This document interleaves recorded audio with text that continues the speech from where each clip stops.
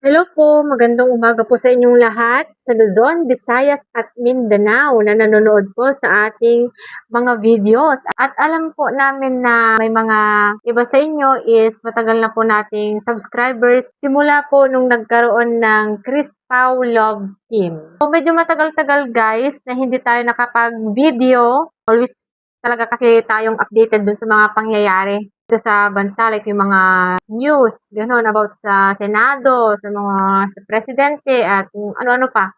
So, medyo na-a-addict na kasi ako doon na nagpo-focus muna. The other day kasi guys, may nabasa ako na eto si Madam. Ayan, so ito na ma'am, pagbibigyan ko na. Actually guys, nung nabasa ko to, na isipan ko na, ay oo nga pala no, kumusta na din pala si Sir Pugong Biyahero or si Krishna. Ayan, so ngayon lang, gaya ng ginagawa natin sa reaction video guys, na hindi ko na po hinarap yung cellphone habang nanonood ako dun sa live ni Sir Pugong Biyahero. May live po kasi siya na kakatapos ko lang pong pinanood. Malapit na pala guys yung yung birthday ni Sir Paul. So syempre, ang wish natin kay Sir Paul, hello Sir Paul. Happy birthday po sa iyo in advance. Always ka naming pinagpe-pray na sa lahat po ng iyong charity vlog, saan man napapadpad ang TV team ay nasa likod mo lang po kami na pinagdadasal na lagi kayong safe na makarating at pag-uwi galing sa charity or pagtulong sa ibang mga kapwa natin na hindi na kaya or hindi na masyado kayang maano sa yung buhay. Like yung mga maralita din na mga katutubo. Ayan, so maraming salamat sir na kahit hindi man kami sa pamamagitan man po ng aming panunood sa yung mga videos, sa pagcha-charity mo, yun man lang yung hindi namin pag-skip sa ads mo ay yun na lang po siguro ang namin na puwede naming maitulong sa'yo ngayon.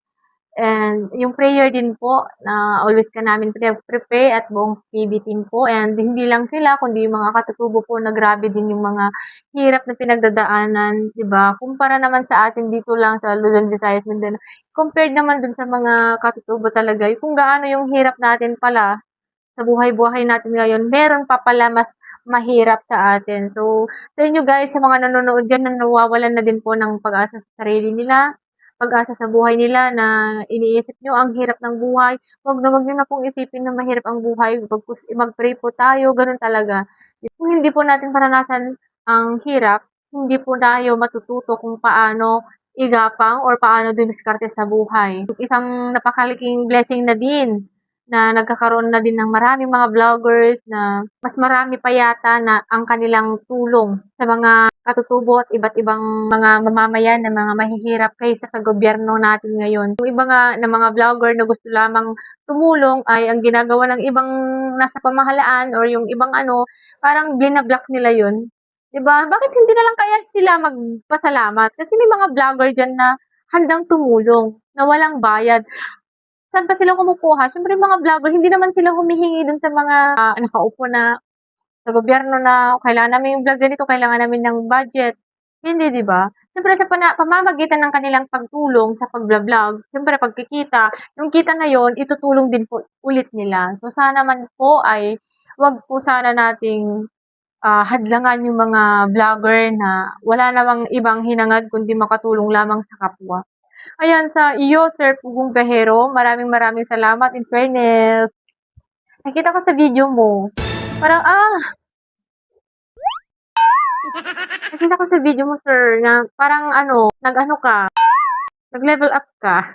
Ano yung move on? Charot lang. Pero ano siya, pumayat si Sir Paul, no, guys. Pumayat siya and then gumawa po siya, no? And parang naman na siya, hindi na siya yung halatang stress, no?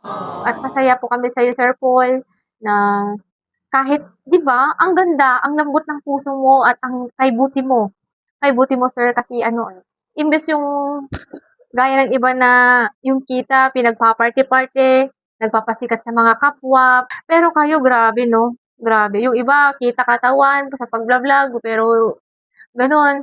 Pero sa inyo, grabe yung ang haba, ang salayo, talagang pinupuntahan nyo para lang makatulong sa kapwa. Kayo na mismo, yung tulong na yan mismo ang lumalapit na, hindi na mismo yung gaya dito sa mga baryo-baryo na kailangan 'pag nandiyan yung tulong is ikaw mismo ang lalapit doon para humingi ng tulong. Parang responsibilidad po ay utang na loob mo pa dun sa mga pulitiko, yung tulong na yun. Parang utang na loob mo pa dun sa mga pulitiko na humingi ng tulong sa kanila. Yung mga iba akala mo naman pero hindi man lang nila naisip na tayo ang dahilan kung bakit sila naupo diyaan. Tayo ang dahilan kung bakit sila nahalal diyaan. So, dapat sana siyempre sila yung mag-aano, sila ba yung, gagawin din nila or gampanan din nila yung tungkulin nila para tulungan din tayo or tulungan ang bansa or tulungan ang mga mamamayan, 'di ba guys? Yung iba grabe, nakaka-stress lang din habang pinapanood ko yung mga grabe yung ang laki, bilyon, trilyon, mga gano'n. Bilyon talaga, milyon yung mga kinukurakot nila. Biruin mo kung ibigay yun sa mga mahihirap. Bakit? Yung mga nasa government, yung mga kurakot, mga government na yan, mga nakaupo ng mga politiko na yan, bakit hindi man lang ba nila napag-aralan kung gaano kalawak ang Pinas?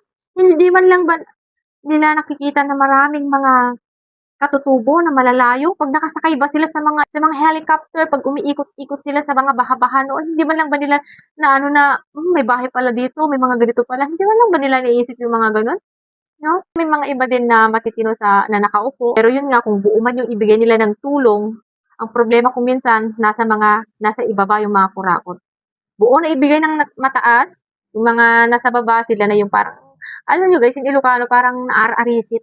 Halimbawa, example lang to guys 20,000 na galing sa taas, napunta sa baba, naging 18,000 na lang, pumunta sa may baba na naman, nasa 15,000 hanggang sa umabot na dun, yung tulong na yun na umabot na mismo sa nangangailangan, 5,000 na lang. 'Di ba? Ganun kakurap ang bansa, guys. So, yun nga, balik tayo. Ayan, so, medyo na-impluwensyahan ako sa mga panonood ko dun sa, guys, sa pangyayari ngayon dito sa bansa. So, balik tayo dun sa kay Sir Paul. Ang ganda, yung ano niya na, instead na maghanda siya sa kanyang birthday, is itutulong na lang niya. 'Di ba? Biruin mo, totoo naman talaga. Kumakain ka ng masasarap. Tapos yung may mga kapwa tayong mga Pilipino, kapwa nating mga tao, kapwa nating mamamayan na ang sarap pagkain mo pero sila kahit bigas wala kundi mga talbos ng kamote. 'Di ba? Yung masarap na yan, si Sir Paul talaga no, kaya matagal na, since napanood ko 'tong si Sir Paul from day one, basta yung mga kauna-unahan noon talaga na mga vlog niya, hindi pa siya ganyan noon ka-ano eh. Grabe yung pagmamahal sa mga katutubo ano guys. Ayun nga yung pagbigay na ng pagkain, instead na paghanda niya, ibili na lang niya ng mga pagkain, and ipamigay sa mga nangangailangan, di ba? Ayun yung maganda. Kaysa yung ibang mga vlogger dyan na paseksihan, nagsisiraan through online, after that, yung mga kita, parang ang sexy nila alam mo yung ano, punong-puno ng mga milyon-milyon yata na mga naka-sticker nila na mga galing sa mga bank yan na grabeng ganyan kakapal na mga pera nila. Pero tapos ano yun, parang sarap buhay yung iba, parang, ay, parang nakikita pa natin sa online na pagod na sila magbilang ng mga pera, inuupuan na lang nila. Diyos ko. Pero yun nga, kaya laging blessed si Sir Paul. Kasi ganyan eh. Kung minsan naiisip ko si Sir Paul, ang alumani ng boses niya no guys. Parang hindi niya alam magalit. Parang minsan iniisip ko habang pinapanood ko, paano kaya ito magagalit? 'Di ba? Habang pinapanood ko si Sir Paul, minsan napapaisip ako, Sir Paul, nagagalit ka ba? Paano ka nga ba magalit? Ganyan na ba ang boses mo pag galit ka? 'Di ba? Pero kung minsan yung mga taong tahimik, pag sila nagalit ay asahan mo mas sila pag sila sumabog, mas pa yung galit, 'di ba? Kaya mahirap galitin yung mga taong tahimik din. Akala mo hindi kuwan, marunong magalit. Ayan, so maraming maraming salamat Sir Paul. Yun nga yung sa ayan. So konting hapyaw lang din po sa mga yung gaya nga sabi ni Sir Paul, move on na pero hanggang ngayon nasa isip ko pa rin yun yung galit na galit si Sir PB ay si Sir on J noon na isa basher na yan na nagsasabing sana maano na lang kayo sa daan, sana maganito yung sasakyan nyo. Ay, Diyos ko. Kung kayo man po ay napadaan po sa ating video na to, na i-upload ko ngayon, sana lang pag-pray nyo yung pamilya nyo, yung mga, halimbawa ikaw, kung may galit ka kay Sir Pugong Biyahero, or kung may galit ka kay Krishna, dahil lang sa pagka-ano ng Kristo na yan, sana naman, ipagdasal mo na lang sila. Hindi yung sisiraan mo sila, tapos, ano yun, may pamilya din po sila. What if may nangyari sa kanila, di ba? May nangyari sa kanila sa daan. Biruin mo lahat naman tayo napapanood natin kung gaano kalayo ang pinupuntahan nila Sir Paul. Grabe, wala pa silang mga bodyguard, ah. Eh, what if lang naka-ano sila, nakasalubong sila yung mga masasamang tao, 'di ba? Kaya ang nagagawa na lang natin siguro, ipag-pray na lang natin sila, yung safety nila, safetyness nila. Kasi yung safetyness nila, para din lang naman din sa mga taong nangangailangan talaga. Alam mo yung parang ibibuwis nila yung buhay nila para lang makatulong sa kapwa. Kaya yung galit na yan, dahil lang sa nabuwag ang Krista or may galit kayo sa Krista or may galit kayo kay Sir Paul, wag naman sana umabot sa point na ipagdasal niyo po or i-ano niyo sila na sana ganito ka na lang, di ba? Kahit naman sino. Habang pinapanood ko nga yung galing Sir Ongino ngayon lang talaga ako mag-react guys kasi siyempre hindi ko masyadong pinansin yun noon pero nandun pa rin yung sa utak natin yung mga ganong nangyari. Ayun lang, paalala po sa mga, kung may mga basher man po dyan, huwag na, manood na lang kayo. Eh, o kaya kung medyo bad mood kayo sa mga napapanood nyo, kung ayaw nyo yung mga ganun at gusto nyo maging director, eh, di gawa na lang po kayo ng sarili yung teleserye, sarili yung ano, kayo magdidirect. Kayo magiging director. Kaysa naman mag-ano kayo or magbitaw kayo ng mga masasama sa mga PB team. Ayun, so sa nakikita natin ngayon, since buo na ang PB team, gaya nga nasabi ni Sir Paul na lumalaki na yung grupo nila.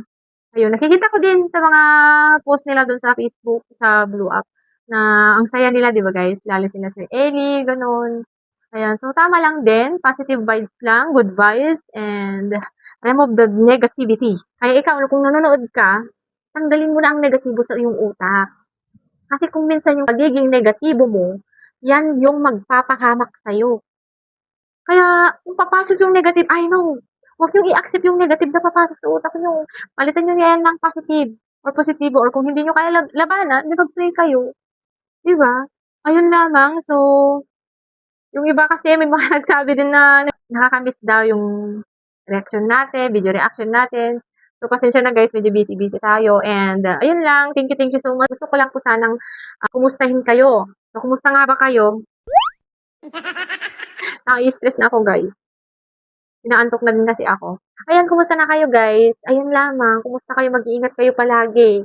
Kung may galit yung puso at isip nyo, ipag-pray nyo yung mga taong galit sa inyo. Kung galit kayo, ipag-pray nyo din yung sarili nyo. Tanggalin nyo yung galit sa isip at puso nyo at sa buhay nyo. Ayun lamang. Prayer is the best weapon. Ayun lang. So, sa mga nanonood po na taga ibang bansa, yung mga, lalo na pag nagla-live tayo, di ba? Thank you so much mga madam. Nandito kayo sa aking utak na hindi ko masabi yung mabigas yung mga pangalan nyo. Kilalang kilala ko na kayong mga talagang nanonood simula noon, yung mga first mga videos natin hanggang ngayon. Talaga, thank you so much lahat. Mag-iingat po kayo palagi.